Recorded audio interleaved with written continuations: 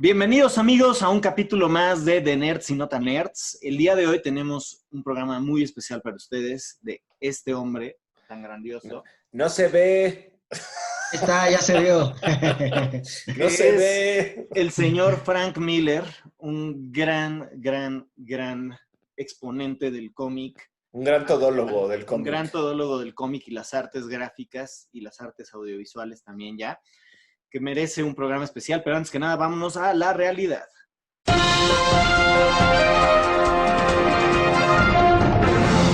El Analog Pocket ya tiene fecha de salida. ¿Eres amante del retro gaming en cuanto a portátiles se refiere? Pues esta noticia te alegrará. El Analog Pocket llegará a tus manos en mayo de 2021. Este gadget te permitirá jugar cartuchos originales de las siguientes consolas: Game Boy, Game Boy Pocket, Game Boy Advance, Atari Lynx, Neo Geo Pocket Color y Game Gear. No hay mejor manera de jugar tus títulos portátiles que esta. Pixar anuncia su nueva peli titulada Luca. Disney no para, a pesar de todo, y anunció su nueva película en conjunto con Pixar. Luca trata de las aventuras de un niño que se encuentra de vacaciones en la Riviera Italiana. Dirigida por Enrico Casarosa y producida por Andrea Warren, tiene una fecha de estreno estimada para verano de 2021. El multiplayer de Halo Infinite será gratuito. Después de varias especulaciones y rumores, 343 Industries publicó un tweet el viernes pasado en el que indica que Halo es para todos y podemos confirmar que su multiplayer será free to play y soportará 120 FPS en Xbox Series X. A mí me huele a Battle Royale. ¿A ustedes? El Gigaleak de Nintendo es un problema moral. Más allá de ser un robo por definición para la compañía, el valor que tiene la filtración para las historias de los videojuegos y para los conservacionistas es indudable. Conocer los primeros diseños de Yoshi o la versión de Luigi que hubiera salido para el Mario 64 es oro molido. Nosotros estamos encantados de conocer todos estos detalles. TikTok podría ser adquirido por Microsoft después de una serie de controversias en cuanto al manejo de datos de sus usuarios en los que hasta Donald Trump ha estado involucrado. La famosa aplicación podría ser comprada por el gigante tecnológico. Todo ello a pesar de que ByteDance, su desarrolladora, aseguró su compromiso con la privacidad de su público. Ya estamos de regreso. Me ganó la premisa, Samo, pero bueno, ¿qué tal, el señor Frank Miller, que ha dejado por muchos años ya en esta década, en esta última década y en la anterior, en la época de los 2000, muchísimo de qué hablar, no solo por su gran aportación al cómic, sino también por su gran aportación al mundo audiovisual en conjunto con Robert Rodríguez. Y pues bueno, ¿quién es Frank Miller? A ver, cuéntenme ustedes que tanto saben quién es Frank Miller.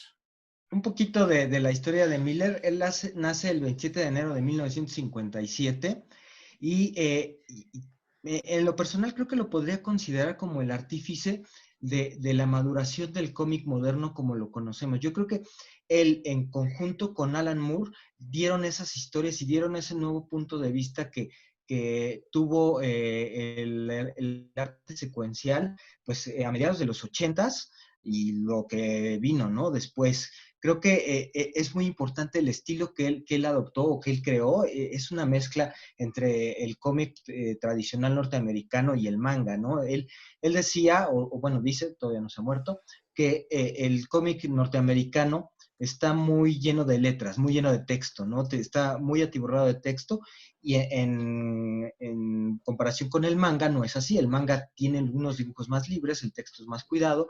Entonces hizo esta fusión para poder tener lo mejor de los dos estilos, ¿no? Creo que es el mejor exponente y el primero, creo yo, de que logró llegar a esta síntesis de ambos estilos gráficos para darle su sello personal.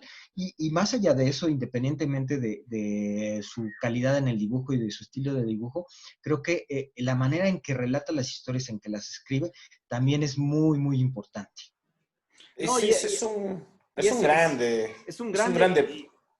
Tiene una particularidad a mí que me encanta, que es retomar esta estética del cine negro y traerlo al cómic, ¿no? O sea, que eso es algo que, pues sí, o sea, lo habíamos visto en toda la época de Humphrey Bogart con El Halcón Maltés, Casablanca, The Treasure of Sierra Madre, Double Indemnity. Bueno, Double Indemnity no es de él, pero también es cine negro.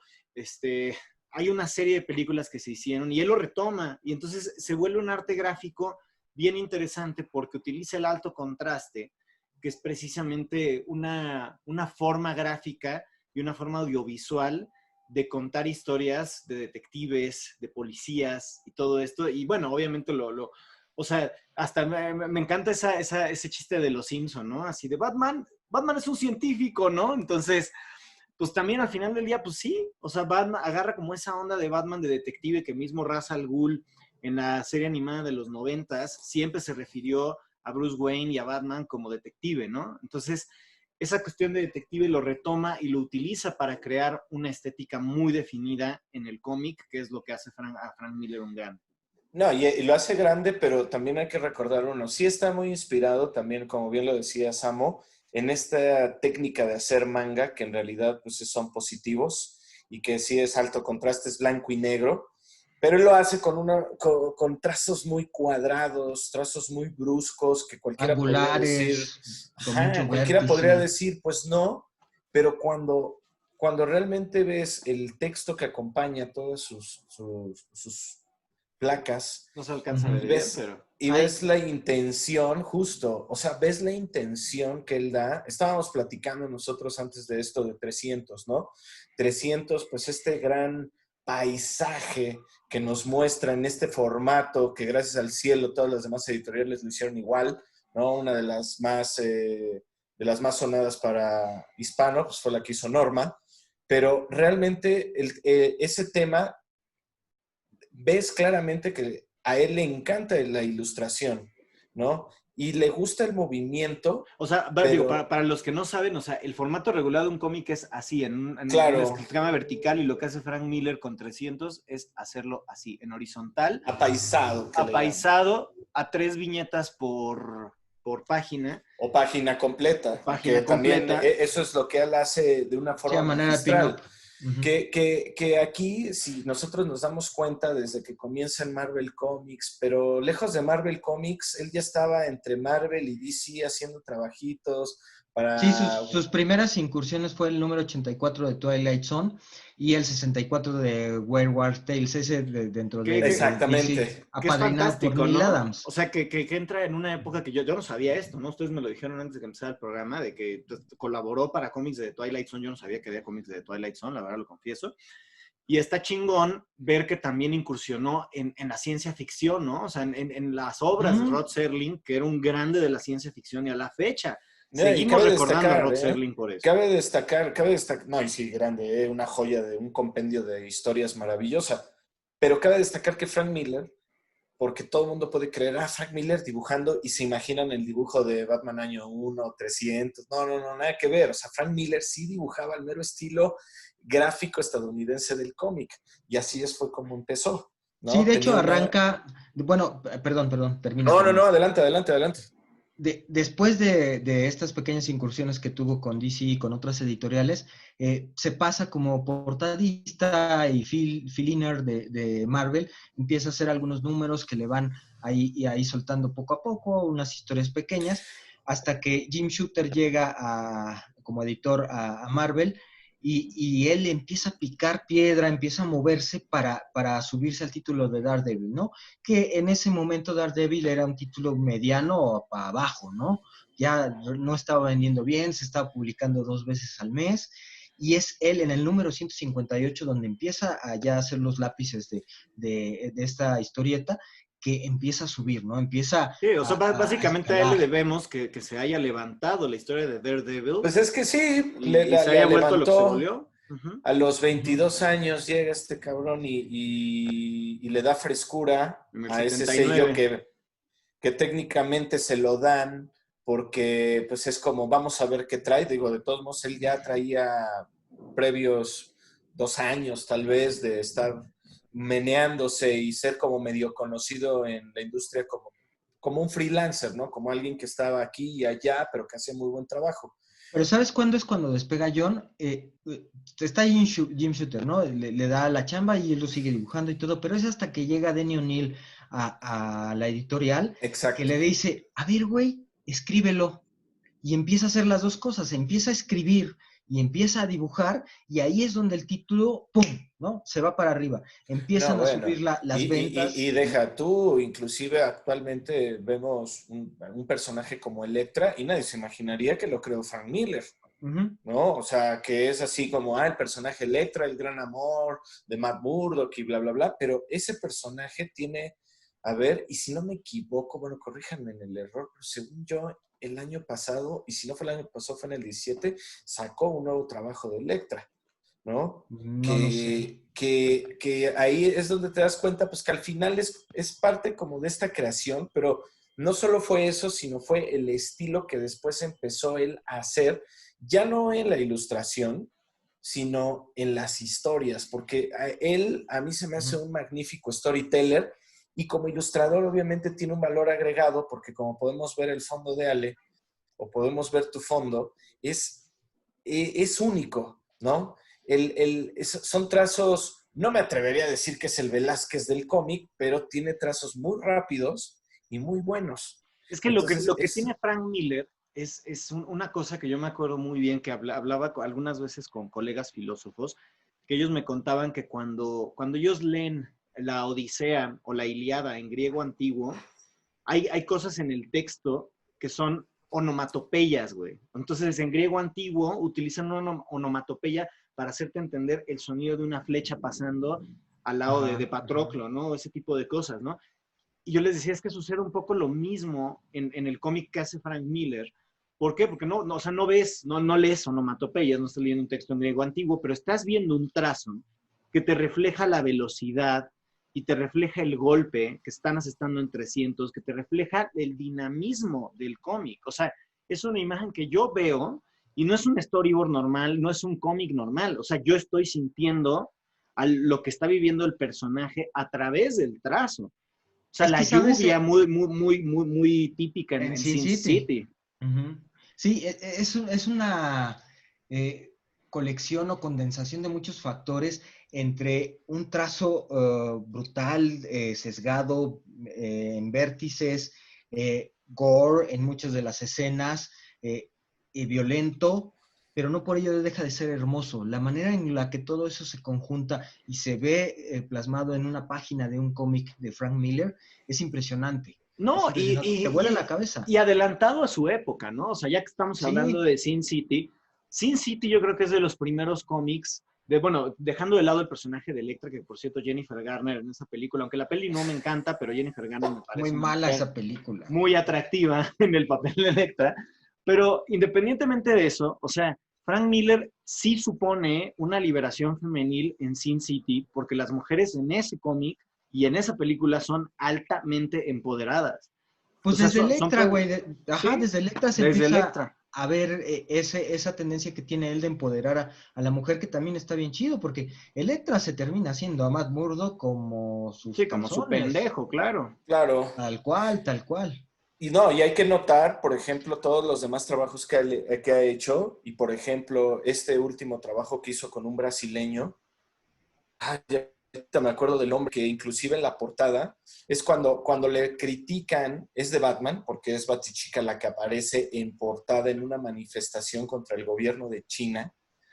Ahorita les digo este artista brasileño, pero justo lo que él hace es empoderar, aunque yo sí quiero poner en la mesa, porque en Sin City uno no empodera tanto a la mujer, es como un objeto de deseo. Sí, pero el personaje de Rosario Dawson se coge a todo mundo, o sea, no se los coge de que se los coge, se los chinga. Pero esa es la visión de Robert Rodríguez. No, claro, totalmente. Pero en el cómic, si te das cuenta, la gente de Sin City y todo eso, o sea, por ejemplo, de Big Fat Kill, ahí sí empodera a las mujeres, ¿no? Inclusive cuando llegan al Distrito Rojo, que ahí es la escena que aparece con Rosario Dawson, pero cuando llega al Distrito Rojo y justamente ve a la Valquiria y se va a empezar, pues literal, de Big Fat Kill, ¿no? La gran matanza. Así. Cuando empieza con eso, sí empodera muchísimo el rol femenino en un sentir de defensa, ¿no? Porque toda la trama va, spoiler alert o no, toda la trama va en función de defender esa zona de otro grupo criminal, ¿no? aquí lo que me gusta es justo cuando tú ves ese trazo y todo lo que él hace respecto al tratamiento femenino es magistral. ¿Por qué? Porque entinta donde debe de entintar. Digo, es un gran entintador. Ganó el Eisner por entintar, ha ganado el Eisner por sus cómics y demás, que bueno, ya no sabemos en estas épocas si el Eisner es el mejor o el Harvey es el mejor o no sabemos cuál premio. Está muy dividido ahorita Sí, la él onda. tiene de Eisner, creo que tiene más de 10 Eisner y ya está en el Salón de la Fama del cómic. No, o sea, y al final de cuentas también Exacto. creo que es justo el momento también de hablar de una de sus obras, a mi parecer, máximas exponentes en el cómic, aparte de Sin City y aparte de 300, que es The Dark Knight Returns, que sale en Es que 1986. O sea, ahí es donde surge todo, güey. Ahí es donde Exacto. realmente explota Frank Miller. Si bien ajá, ya estaba exacto. muy bien fogueado con Daredevil, llega a DC con una historia que se llama Wanted Santa Claus Dead or Alive, escrita igual por Denny O'Neil, un muy buen amigo de él, en el número 21 del DC Special Series. Es una historia navideña de crimen, ¿no? En pocas palabras. Y ese es su primer contacto que tiene con el murciélago. Y a partir de ahí, se van dando algunas otras cosas, año 1, entre... Que para mí, honestamente, la época de oro de Frank Miller empieza en los 90, justo cuando ya le entra chingón a Dark Horse. Porque en Dark Bueno, Horse o le sea, dan una libertad creativa impresionante. Cañón, pues o ahí sea, ya en los nace Sin 90 City. ya salen, exacto, sale Sin City, en el 98 publica 300, y Pero luego, antes de Sin City, híjole, antes de Sin City yo creo que Ronin es una grande de él, sí, que tiene totalmente. el mismo, tiene el estilo. Yo creo que igual otra que no podemos dejar de lado, Hardboiled, que Hardboiled, esta la hace justo al mero estilo del género Hardboiled, ¿no? Que era de género detectivesco. Corrígeme, Samo, porque según yo el Hardboiled es de los 40s. Entonces, No me este acuerdo si es de título, las épocas de los pulps, pero ahorita lo investigamos. este género, él desarrolla una historia bastante buena, muy recomendable en 6 títulos, me parece ser, 6 títulos, en donde te demuestra justo la visión. Ahora, cabe destacar que sí, Frank Miller siempre ha sido noir, ¿no? Siempre ha sido, ¿no? Totalmente, Que justo era lo que iba a decir, totalmente. porque me recordó muchísimo, órale, está lloviendo bien cabrón, Sí, justo por acá también. muy ad hoc al Sin City, ¿no? Pero No, me mira, recordó mucho ese cuadro que tienes atrás, John, que ya lo tuvimos en un programa hablando de Matrix. En The Matrix, en los Animatrix, hay uno de los capítulos, uno de esos como pequeños cortometrajes de Animatrix, cortometrajes animados, se llama A Detective Story, que precisamente es un film noir muy atractivo y visualmente hablando, y que retoma un poco lo que ya había No, dicho, bueno, ¿no? Una ahí, de las ahí, yo, cosas que ahí, dice el personaje del detective, que es grandioso, es, o sea, yo daría por ser la mitad de lo que era Philip Marlowe o Samuel Spade. Philip Marlowe es el detective en The Big Sleep, que es uno de los film noirs más emblemáticos en la historia del cine negro, y Samuel Spade es el detective en El Halcón Maltés, precisamente, ambos hechos por Humphrey Bogart. Entonces, obviamente ahí yo siento que si hubieran tenido una referencia pequeñita, aunque fuera a Frank Miller, y el gran trabajo que ya había hecho en los 90s, hubiera sido fantástico, porque precisamente la imagen que tiene Samu atrás con la lluvia y todo esto, esa lluvia con ese trazo, así lo vemos en la Detective Story.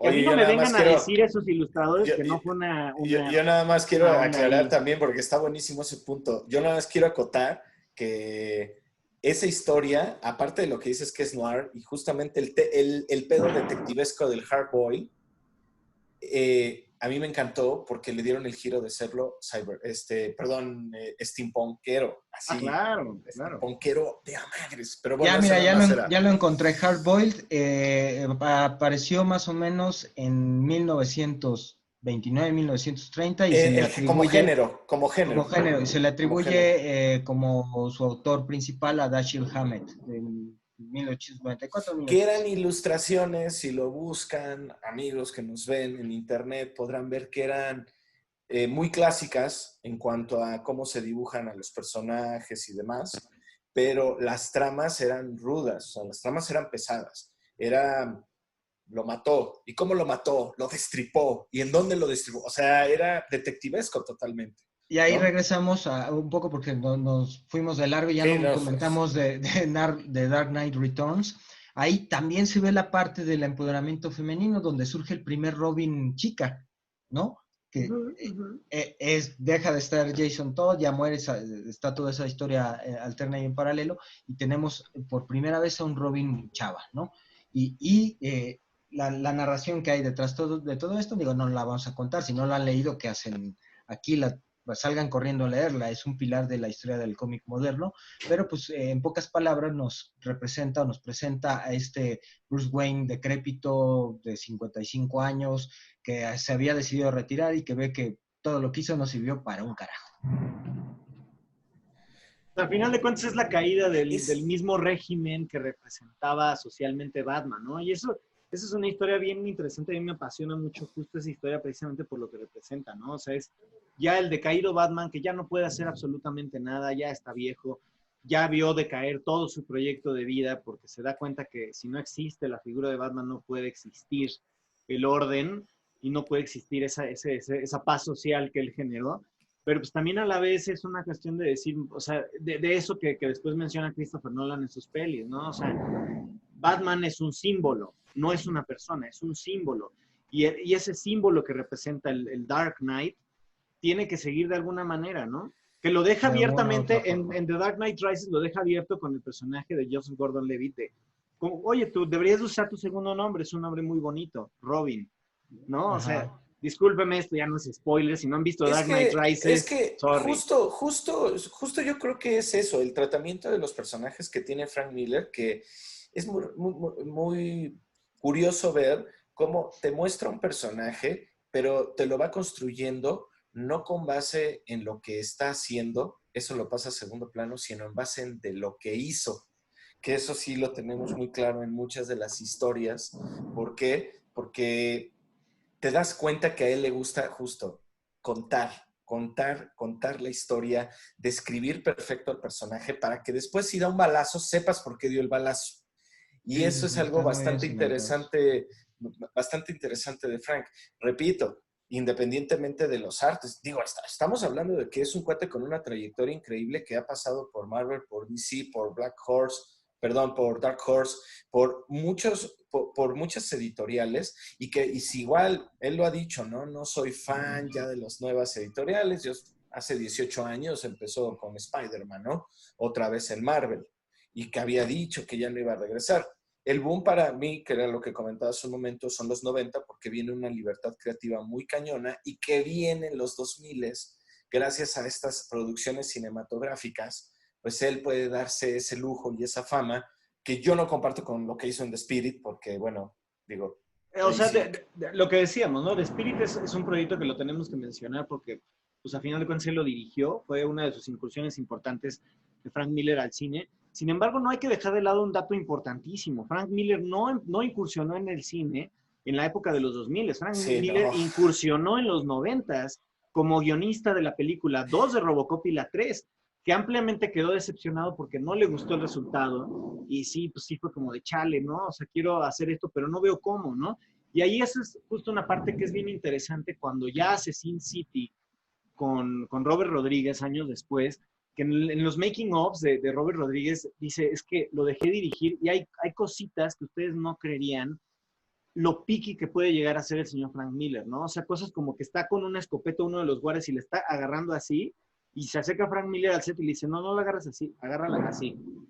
O sea, ese tipo de detallitos de dirección tan anales que nada más Frank Miller considera, que Robert Rodríguez dijo, no, güey, pues llegó un momento en el que sí lo dejaba hacer lo que quería hacer, porque se ve que es una persona que toda su vida sí persiguió el sueño de incursionar en el cine y nunca lo dejaron. Y desafortunadamente cuando hace The Spirit, pues la verdad es que no lo ejecuta bien. Y el tema es que Spirit lo hizo a manera... Todo el mundo me decía que era Sin City 2 y yo no, Sin City 2. No, Sin City 2 vino después, ya. No, por supuesto, pero la gente creía por la fotografía, por la trama, sí. todo esto. Es que, ¿sabes qué? Le quedó grande el personaje, güey. Tal cual, no, y aparte estamos hablando de los grandes personajes del cómic, o sea, Will Eisner.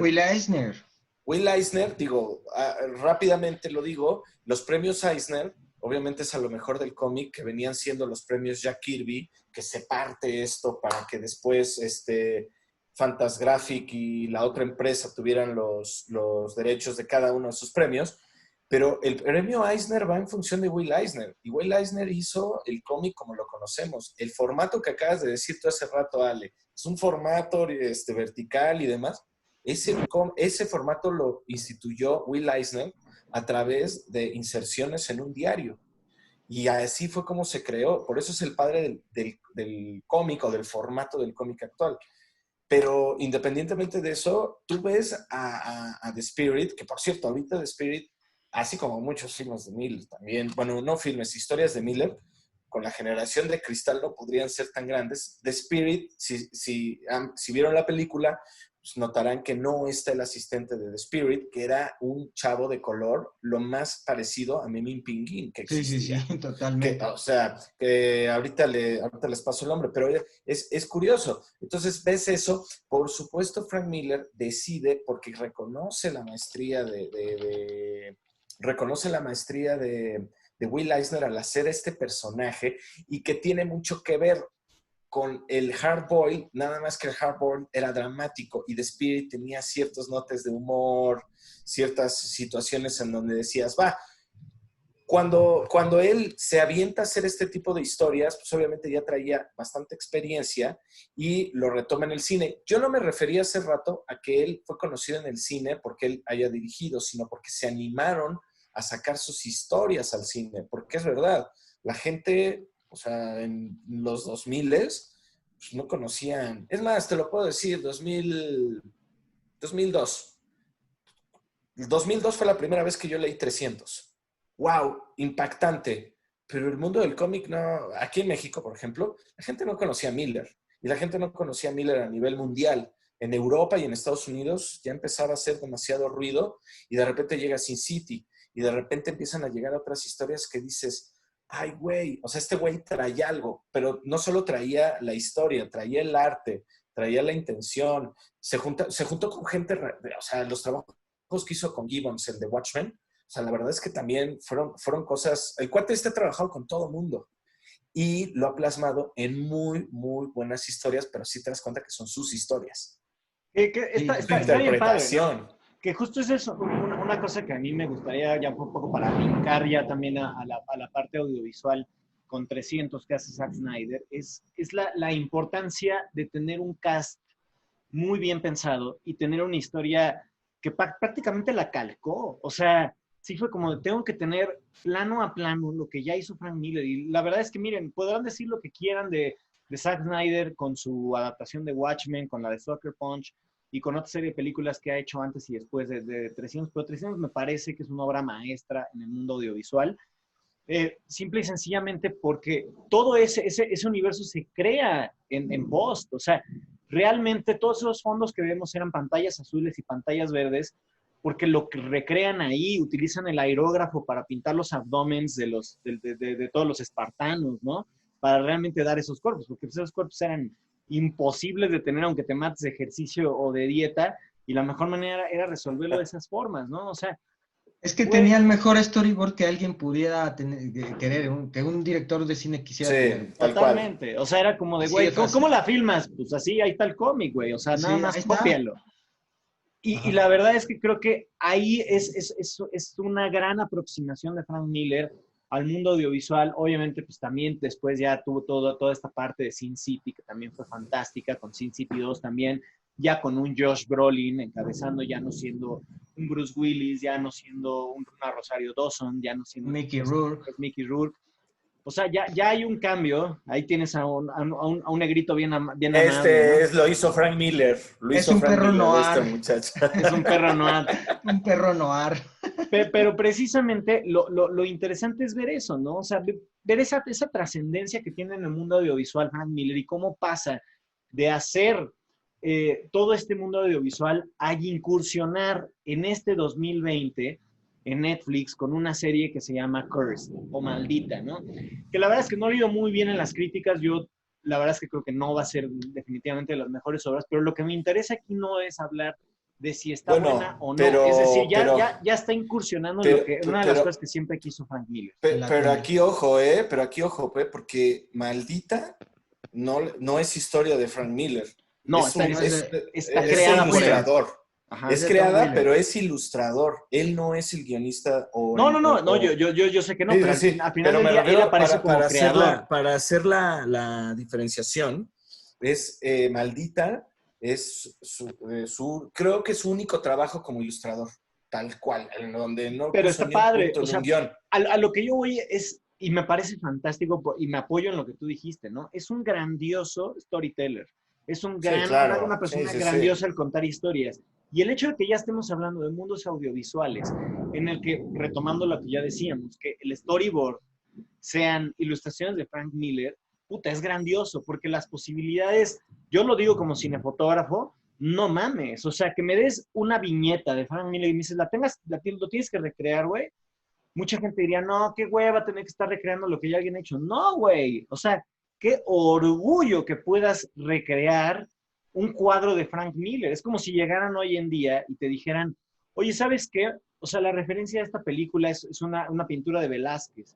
Yo diría, no, no mames, güey. O sea, qué joya que me digas Claro. eso de referencia. Que eso fue uno de los grandes aciertos de Zack Snyder en 300, en Ujú. donde plasma perfecto. Yo cuando la fui a ver, pues sí, hay cosas que difieren, pero vamos, está perfectamente bien llevada y está muy bien adaptada la Y novela No, gráfica. la secuela también es buena, o sea, buena así, ¿no? A secas.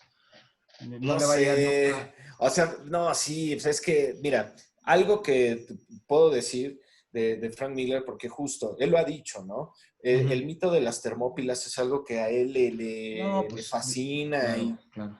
a mí, honestamente, 300, la segunda parte, no me atrapó tanto, es que porque por supuesto, ya es Sullivan Stapleton, ya no es, o sea, aunque está igual Eva Green y no, Lena pero Headey y todo, perdón, pero, o sea, Gerard Butler, sí era, o sea, esa frase icónica que va a pasar a la historia del cine, de This is Sparta, y patea este cabrón, Sí, o This Night We Dine in Hell, This ¿no? night we dine in exacto. hell, o sea, Ahora, eso que cambia si bien todo. Temístocles, o sea, todo lo que aparece en Sin City 2, pues es una apreciación muy novelesca de lo que pasó en la batalla de Maratón, justo esta batalla naval, ¿no? Y que de ahí viene la famosa carrera del maratón para anunciar que ganaron los griegos.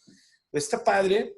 A mí no me gustó ya el tratamiento, pero obviamente no es algo que yo creo que no sé, tal vez hubieran querido que se plasmara así. La historia no quiere decir que sea mala, pero no, bueno, hay millones de veces, perdón, millones de historias mejores que la que se plasmó justo en esa película a partir de Sí, 300. no, o sea, yo creo 300 No, que es una claro, claro. joya. yo cuando hablo de 300, hablo de la primera, que es con Gerard Butler, la segunda, la verdad es Ujú. que ni siquiera la toco porque me parece muy como tú dices.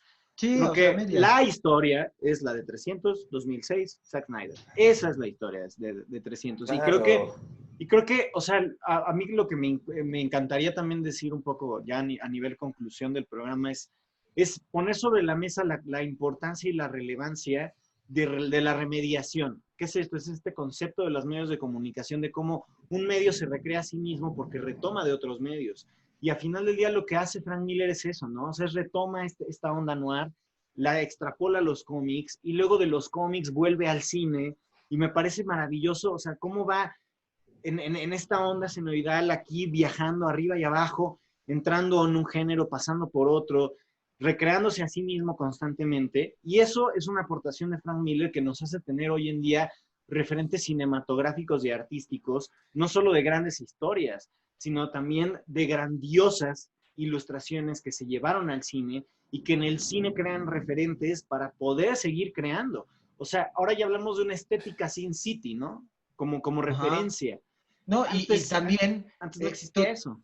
todo esto que mencionas, ¿a cuánta gente no ha inspirado? Yo estoy seguro que Quentin Tarantino no habría podido hacer lo que ha hecho sin haberse clavado por lo menos en conocer un poco la obra de Miller, ¿no? Hay una escena en The Sin City que se llama The Long Take, que es esta escena cuando va hablando Benicio del Toro que vaya muerto en el coche, que va hablando y que esa escena la dirigió en una sola toma a 3 cámaras Quentin Tarantino.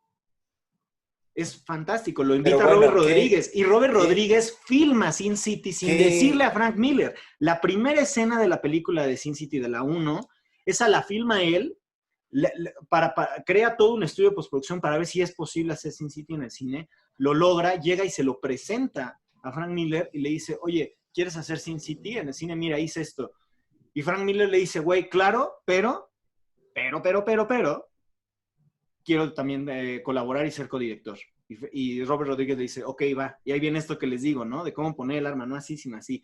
O sea, ese tipo de cuestiones que hacen que a la hora de llegar al cine, pues no mames, o sea, se vuelve un putazo lo que hace Robert Rodríguez. Pero imagínate, estás hablando de que, oye, voy a pasar a la pantalla grande una obra que él quiere mucho. Pues Frank Miller se identifica muchísimo con el personaje de Dwight McCarthy, ¿no? Uh-huh. Él podría decir que todo lo que él ha hecho, Dwight McCarthy es el más parecido a él, ¿no? Sí, claro. Digo, ojalá no sea esquizofrénico Frank Miller, si no ya vimos de dónde salió todo ese show, ¿no? ¿Tú con qué concluirías, en este programa? Es que, mira, es un cuate que ha pasado tanto, como ya lo decíamos, desde Marvel, desde DC, ha sido portadista de Uncanny X-Men, bueno, es que, o sea, digo, Samo, sé que por eso traes, ¿no? La playera de los X-Men por sus trabajos, o sea, es un cuate que ha puesto referente, por supuesto, no solo a lo noir,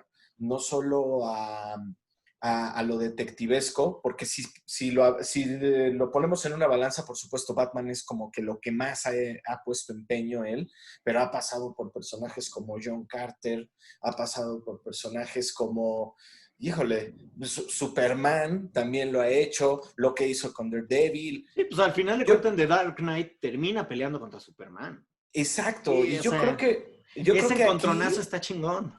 yo creo que aquí también es lo hizo que... Superman Year One con John Romita Jr. Exactamente, y esas colaboraciones que hizo con Romita fueron muy buenos, porque el cuate, un Frank Miller que no le gusta viajar en avión, ¿no? Que le encantan justamente las películas y la época de Errol Flynn, ¿no? Las películas de Humphrey Bogart. Todo eso te da trazas, punto número uno, de una persona muy creativa. O sea, Frank Miller siempre ha sido una persona muy creativa, ha tratado de plasmar, y no solo eso, yo creo que dio por enterado a la comunidad de, este es mi estilo, señores. Y sí, si lo quieren ver como el Velázquez, el Picasso, lo que sea, él hizo un estilo bastante particular de arte, de plasmarlo, de decir, lo hago yo todo, porque eso sí, muchas veces él hacía todo, desde los pencils hasta entintar. Su ex esposa, esta chica, Lynn Valley, ella, bueno, le ayudaba con muchos colores. El color que tú tienes, bueno, que no se va a ver, pero el color de 300, ese color lo hizo su ex esposa, separados en 2005. Pero ella le ayudó muchísimo. Es un cuate que ha hecho una tendencia bastante buena. Haya o no estado en cine, desde mi perspectiva, ha creado un hito en cómo contar una historia en cómic. Porque, yo sí les puedo decir, hay muchísimos más o sea, tú dirías como conclusión, hay un antes y un después en el cómic, gracias a Frank Miller. Sí, por supuesto. Sí, para mí el antes y después es antes de los 90s y después de los 90s. Y justamente, ¿no? El hecho de que Frank Miller haya hecho tanto en la industria, que haya estado en tantas editoriales, que haya hecho tantos trabajos, que haya participado con distintas personalidades del cómic, pues es lo que hace que sea un autor de mucho valor, independientemente que esté o no en el Salón de la Fama del Cómic. Yo creo que es un cuate que va a crear mucha tendencia, y acuérdense de mí que en 20 años va a haber el Back to Basics para el estilo que él utilizaba, y que actualmente, bueno, sé que se puede desarrollar, se va a deformar y demás, pero va a haber un momento en el que lo van a rescatar de nuevo. Ojalá. ¿Por qué? Porque así ha sido su tendencia. Ojalá. ¿Y tú con qué concluirías? Pues ya dijo casi todo John, pero... No, pues es opinión, es mi opinión. Sí, no, la verdad es que concuerdo mucho contigo. Para mí son estos dos personajes los que se convierten en el crisol de la historieta moderna, ¿no? Como la conocemos, es Frank Miller y Alan Moore. Son los dos que le han aderezado y le han puesto tanto historias como arte a esto. Digo, Moore no dibuja, pero sí escribe. Y son los que han logrado crear esta nueva forma de contar historias maduras, ¿no? Que se acercan y se apegan un poco a la realidad y que te recuerdan que muchas veces precisamente la realidad llega a ser más cruda que la misma ficción. Eso me parece una gran conclusión y creo que eso es lo que se ve en The Dark Knight y habíamos visto un Batman que era como, pues sí, el héroe y todo muy bonito y la chingada, y llega Frank Miller y te enseña la vejez de Batman y te enseña el mundo de ruido que hay post-Batman, ¿no? Que eso sí, ese tipo de realidad es un mundo tan hecho mierda como el de Sin City. O sea, ese tipo de realidades que regularmente no nos cuestionábamos, no hablábamos de ellas, problemas que eran invisibles, los empieza a hablar él, ¿no? Y ahorita, pues, nos está llegando ahorita todo ese rebote de cosas que ahorita, hoy en día, ver un tipo de liberación femenil como la que se ve en Sin City, no parece nada descabellada, ¿no? Que creo que yo con eso cierro, es repetir este tipo de cuestiones hasta el cansancio, hasta que los problemas dejen de ser invisibles, y eso se le debe también a Frank Miller, el hablar de este tipo de cuestiones, ¿no? Entonces, se agradece mucho, obviamente, la estética del film noir y todo lo que ya les mencioné antes, pero invariablemente sin Frank Miller creo que no tendríamos este mundo del cómic tan grandioso que tenemos hoy en día. No hablaríamos de estas cosas que antes eran invisibles, ya podemos tocar estos temas, y creo que ahí radica la grandeza de un hombre como él, ¿no? Entonces, nada más para recordarles que su canal favorito de YouTube del pecado tiene que ser el de The Nerds y No Tan Nerds.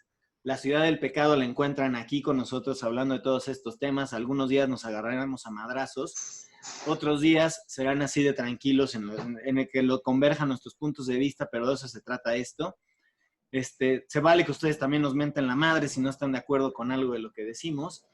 Y pues nosotros lo haremos también con ustedes. Nosotros lo haremos también, nos vale madre. Entonces, no se preocupen, para eso es el programa, es una gran ventana de escape de nuestras frustraciones COVID y no COVID.